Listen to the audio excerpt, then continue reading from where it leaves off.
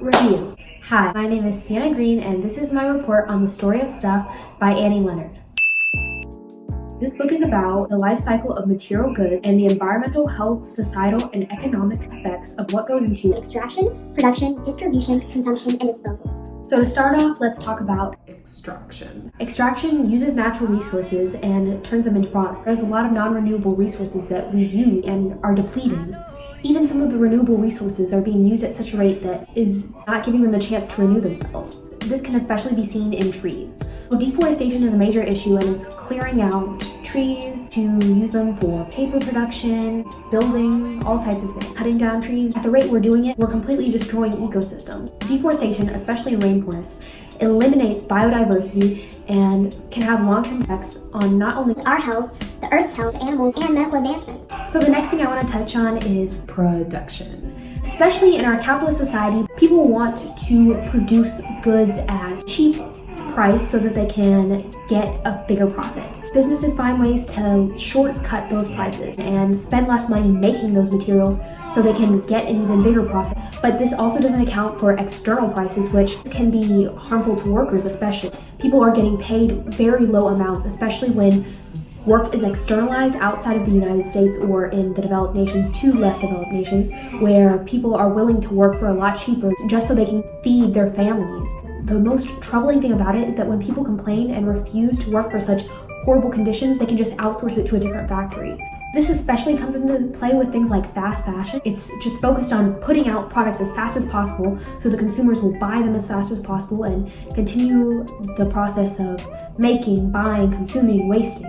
It's just not really a sustainable way of producing clothing. It's made really cheap and it's not made to last, which promotes consumerism and the continuous intake of various products that you don't really need. The next thing, distribution. Distributing goods and products is a major component of getting stuff from production to the consumer. Of course, it's that in between.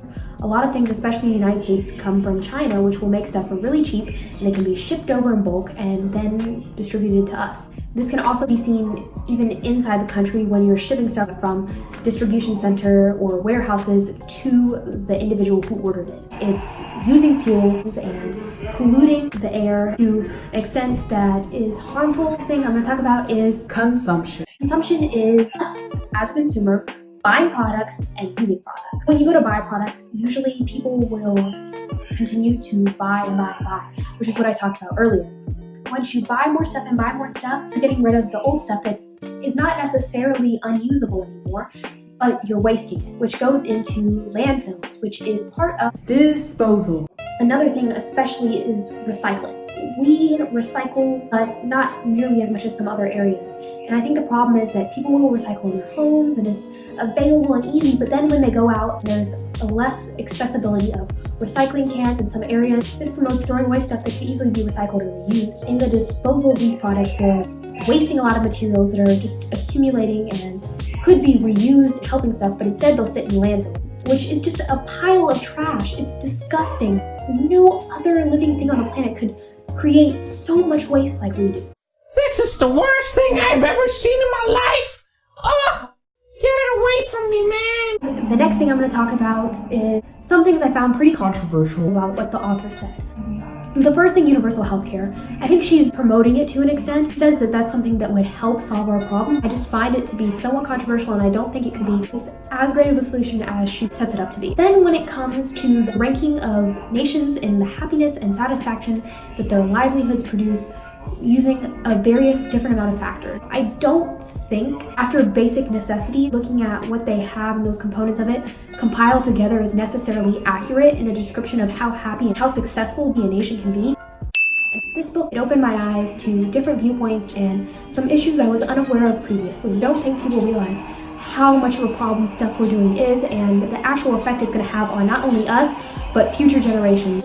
We were a society that valued nature more and the health of our environment and us especially, rather than just using it as a means to get products. It would definitely change our society. But if everyone could realize the effects of what we're doing and change some of our ways, we could drastically reduce the rate at which things are declining and continue to live and happily sustain ourselves for a much longer amount of time. And that's basically what I got out of this book, The Story of Stuff by Leonard. Thank you.